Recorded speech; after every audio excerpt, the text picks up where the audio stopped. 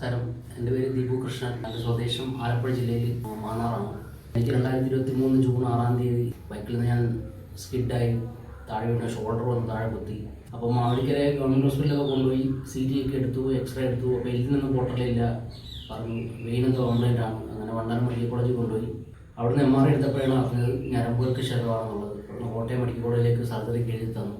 അവിടെ ചെന്നപ്പോഴും ഡോക്ടർ പറഞ്ഞത് സർജറി ചെയ്യാൻ പറ്റും, പക്ഷേ അതുപോലെ ഒരു 10% കൈ പൊങ്ങും എന്ന് ഉറപ്പ് പറയുന്നുള്ളൂ. പല ആയുർവേദ ട്രീറ്റ്മെൻറ്റ് ചെയ്തൊന്നും ഫലം ഉണ്ടായിട്ടില്ല. എൻ്റെ കൈ ഫുൾ പാരലൈസ്ഡ് ആയിരുന്നു. വിരലൊന്നും ഞാൻ സോഷ്യൽ മീഡിയ വഴിയാണ് ഈ കരുനാഗപ്പള്ളി തഴവയിൽ ധനുർവേദ കളരി ഗുരുകുലം എന്ന സ്ഥാപനമുണ്ട് ഈ മർമ്മ ചികിത്സ ചെയ്യുന്നതെന്നും അറിയാൻ കഴിഞ്ഞു. അങ്ങനെ ഞാനും എൻ്റെ ഒരു സുഹൃത്തും കൂടി ഇവിടെ വന്നു. അങ്ങനെ 10-15 ദിവസം ഞാനിവിടെ നിന്നു. ഇവിടെ വന്നപ്പോൾ വിരലുകളൊന്നും ചലനവും കൈ ചുരുട്ടാനും കൈ ഇങ്ങനെ പൊക്കാനും ഒന്നും തിരിക്കാനൊന്നും പറ്റത്തില്ലായിരുന്നു. അപ്പോൾ വന്നതിന് ശേഷം നല്ല മാറ്റമുണ്ട്. സെൻസേഷൻ തൊട്ടാലൊക്കെ അറിയാം. 15 ദിവസത്തിനുള്ളിൽ എനിക്ക് ഇത്രയും ഭയങ്കരമായിട്ടുള്ള ഒരു മാറ്റമാണ് കിട്ടിയിരിക്കുന്നത്. ആശാനോട് ഞാൻ പ്രത്യേക ഒരു നന്ദി ഞാനും എൻ്റെ കുടുംബം അറിയിക്കുന്നു. നമസ്കാരം.